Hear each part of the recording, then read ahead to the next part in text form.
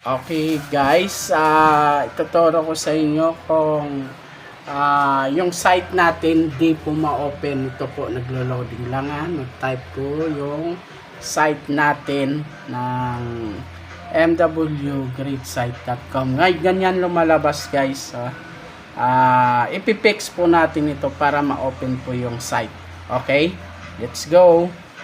Punta po tayo dito sa dulo yung long tuldok, click po natin.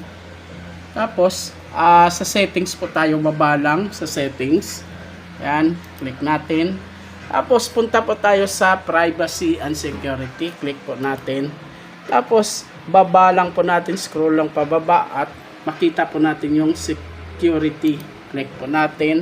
Tapos baba lang po, scroll natin bababa, click po natin itong with lalagay po natin yan, i-click po